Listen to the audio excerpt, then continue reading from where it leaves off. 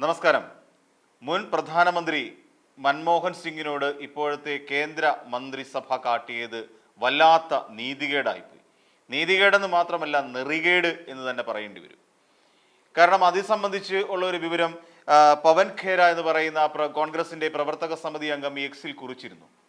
വളരെ മോശപ്പെട്ട ഒരുപാട് പരാമർശങ്ങൾ ഒരു പ്രധാനമന്ത്രിക്ക് അല്ലെങ്കിൽ മുൻ പ്രധാനമന്ത്രി അർഹിക്കുന്ന ഒരു യാതൊരു പരിഗണനയും, അല്ലെ ഒരു മുൻ പ്രധാനമന്ത്രിയുടെ കുടുംബാംഗങ്ങൾക്ക് അവരർഹിക്കുന്ന യാതൊരു പരിഗണനയും നൽകാത്ത നീചമായ പ്രവൃത്തിയാണ് ഇവരുടെ ഭാഗത്ത് നിന്നും BJP സർക്കാരിൻ്റെ ഭാഗത്ത് നിന്നും ഉണ്ടായത് എന്നുള്ള ഞെട്ടിപ്പിക്കുന്ന ഒരു വിവരമാണ് അദ്ദേഹം എക്സിൽ കുറിച്ചിരിക്കുന്നത്. കാര്യം വേറൊന്നുമല്ല, അദ്ദേഹത്തിൻ്റെ നമുക്കറിയാം, അദ്ദേഹത്തിൻ്റെ ഈ ഒരു മരണത്തോടനുബന്ധിച്ച് മരണത്തിന് ശേഷം മരണാനന്തര ചടങ്ങുകൾ നടത്തുന്നതിന് വേണ്ടിയിട്ട് രാജ്ഘട്ടിനോട് ചേർന്നുള്ള ഒരു സ്ഥലം അനുവദിച്ച് നൽകണമെന്ന് പറഞ്ഞിരുന്നു. പക്ഷേ അത് അവർ വെട്ടി. അതോടൊപ്പം തന്നെ അദ്ദേഹത്തിൻ്റെ സ്മാരകം എവിടെയാണോ പണിയാൻ ഉദ്ദേശിക്കുന്നത് അവിടെ അദ്ദേഹത്തിൻ്റെ അന്തിമകർമ്മങ്ങൾ നടത്തണമെന്നും കുടുംബാംഗങ്ങൾ ആവശ്യപ്പെട്ടിരുന്നു. എന്നാൽ അപ്പോൾ പറഞ്ഞത് ഇതൊരു ട്രസ്റ്റ് രൂപീകരിച്ചതിന് ശേഷം സ്ഥലം ഏറ്റെടുക്കുന്നതുമായി അല്ലെങ്കിൽ സ്ഥലം അക്വയർ ചെയ്യുന്നതുമായി ബന്ധപ്പെട്ട നടപടികളിലേക്ക് പോകാം. അതുകൊണ്ട് ഇപ്പോൾ ഇവിടെ യമുനാ തീരത്ത് തന്നെ എന്താ പറയുക, അവിടെ തന്നെ തൽക്കാലം നമുക്ക് ഇത് നടത്താം, അതായത് നിഗംബോധ്ഘട്ടിൽ തന്നെ നമുക്ക് തൽക്കാലം അടക്കം ചെയ്യാം എന്നുള്ളതാണ് അവർ പറഞ്ഞത്. ഇങ്ങനെയായിരുന്നു കേന്ദ്രത്തിൽ നിന്ന് അവർക്ക് കിട്ടിയ മറുപടി.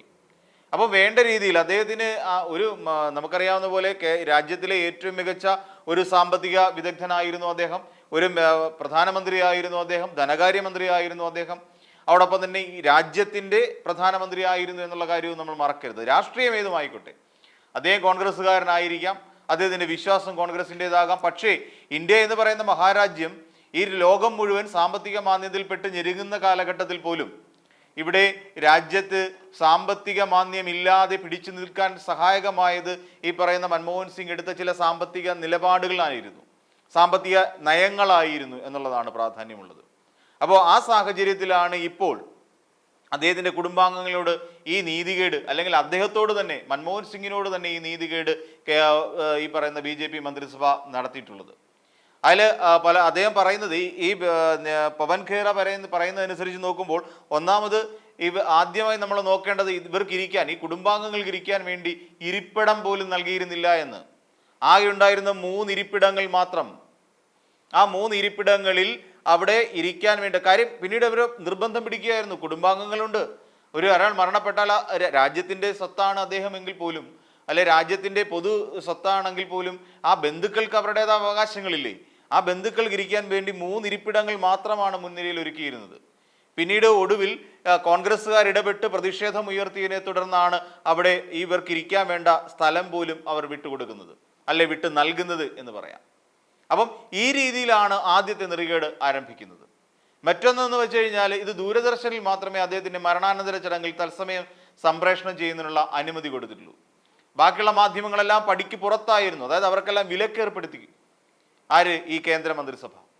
എന്നിട്ടോ ആ മരണാനന്തര ചടങ്ങുകൾക്കോ അല്ല എന്നുണ്ടെങ്കിൽ അദ്ദേഹത്തിൻ്റെ ബന്ധുക്കൾക്കോ വേണ്ട ഒരു സ്പേസ് മാധ്യമങ്ങളിൽ കൊടുക്കാൻ അവർക്ക് കഴിഞ്ഞില്ല.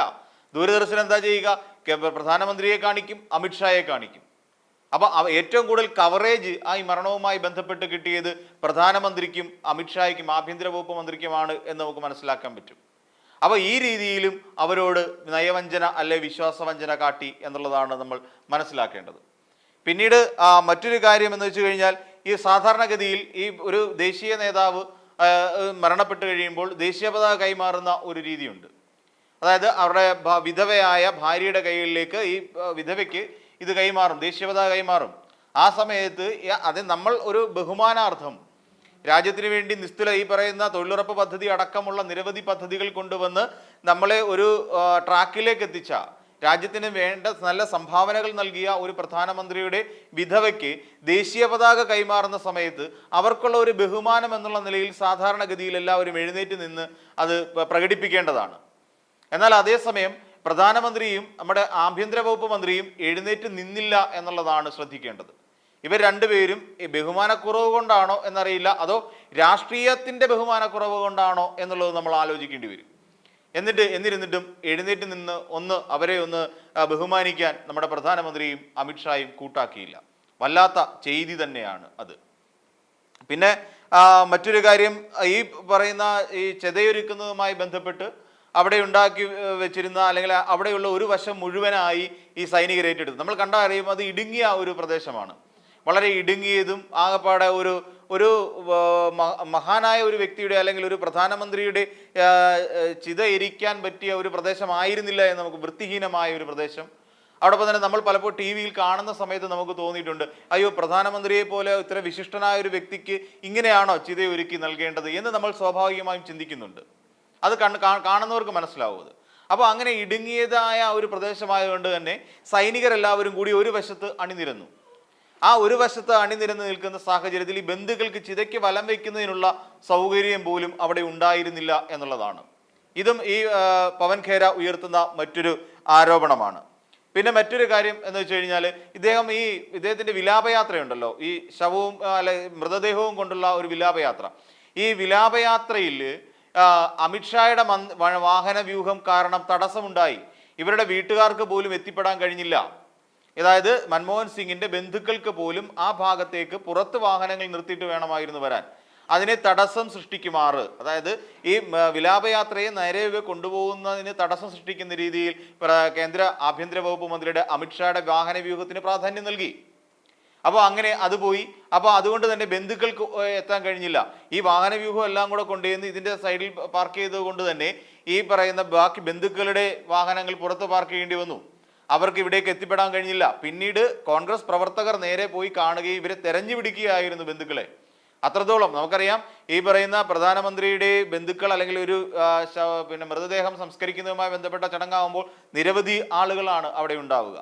അപ്പം ഇതിനിടയിൽ അവർക്ക് ഒരുപാട് ബുദ്ധിമുട്ടേണ്ടി വന്നു. ഇവർക്ക് ഈ പറയുന്ന ചെറുമക്കൾക്ക് പോലും, അന്തിമ കർമ്മങ്ങൾ ചെയ്യേണ്ട ചെറുമക്കൾക്ക് പോലും അവിടേക്ക് എത്തിപ്പെടാൻ പറ്റുന്ന രീതിയിൽ, ചിതയുടെ അടുത്തേക്ക് എത്തിപ്പെടാൻ പോലുമുള്ള ഒരു സ്ഥലം അവിടെ ഇല്ലായിരുന്നു എന്നുള്ള വാദങ്ങളും ഉയരുന്നുണ്ട്. പിന്നെയുള്ളതെന്ന് വെച്ചാൽ എല്ലാവരും എഴുന്നേറ്റ് നിന്നു. ഈ പറയുന്ന ഭൂട്ടാൻ രാജാവ് പോലും എഴുന്നേറ്റ് നിൽക്കുന്ന സാഹചര്യത്തിൽ നരേന്ദ്രമോദി അവിടെ ഇരുന്നു എന്നുള്ളതാണ് അതിനകത്തിലെ ഏറ്റവും രസകരമായ ഒരു കാര്യം. അപ്പൊ ഈ രീതിയിലെല്ലാം അന്തരിച്ച ഒരു മഹാത്മാവിനോട് അല്ലെ അന്തരിച്ചു പോയ ഒരു വിശിഷ്ട വ്യക്തിയോട് എന്ന് പറയാം, ഇന്ത്യയുടെ പ്രധാനമന്ത്രി എന്ന് പറയുമ്പോൾ വലിയ പദവി തന്നെയാണ്. ആ പദവിയിൽ ഇരുന്ന ഒരു വ്യക്തിയോട് കാണിക്കേണ്ട മിനിമം മര്യാദ പോലും കാണിച്ചിട്ടില്ല. ഇതിലൂടെ BJP അക്ഷരാർത്ഥത്തിൽ ചെയ്തിരിക്കുന്നത് സിഖുകാരോടുള്ള നിഷേധമാണ്, അവരോടുള്ള നീതികേടാണ്. മൻമോഹൻ സിംഗ് എന്ന് പറയുന്ന മുൻ പ്രധാനമന്ത്രിയോടുള്ള നീതികേടാണ്, നെറികേടാണ്. അതോടൊപ്പം ഈ രാജ്യത്തെ മുഴുവൻ വിശ്വസിച്ച് നിൽക്കുന്ന അല്ലെങ്കിൽ ഈ ജനങ്ങളോടുള്ള, അവരുടെ ബന്ധുക്കളോടുള്ള ഒരു വലിയ വെല്ലുവിളിയാണ്. അവിടെ ഈ പറയുന്ന പോലെ ഒരു വിശിഷ്ട വ്യക്തി അന്തരിക്കുമ്പോൾ അവിടെയല്ല രാഷ്ട്രീയം കാണിക്കേണ്ടത്, അവിടെയല്ല താൻ പോരിമ കാണിക്കേണ്ടത്. ഇതെല്ലാം തൻ്റെ നിയന്ത്രണത്തിലാണ്. ശരിയാണ്, ഒരു കാലത്ത് മൻമോഹൻ സിംഗ് 2014 വരെയുള്ള കാലഘട്ടത്തിൽ മൻമോഹൻ സിംഗ് ആയിരുന്നു ഇതെല്ലാം അടക്കി ഭരിച്ചുകൊണ്ടിരുന്നത്. ആ മനുഷ്യനെയാണ് മൃതശരീരമായി അവിടെ കിടക്കുന്നത്. അപ്പോൾ അദ്ദേഹത്തോട് കാണിക്കേണ്ട മിനിമം മര്യാദയെങ്കിലും കാണിക്കാൻ BJP നയിക്കുന്ന സർക്കാരിന് ഒരിക്കലെങ്കിലും ഒരു നിമിഷാർത്ഥത്തിലെങ്കിലും കഴിയണമായിരുന്നു.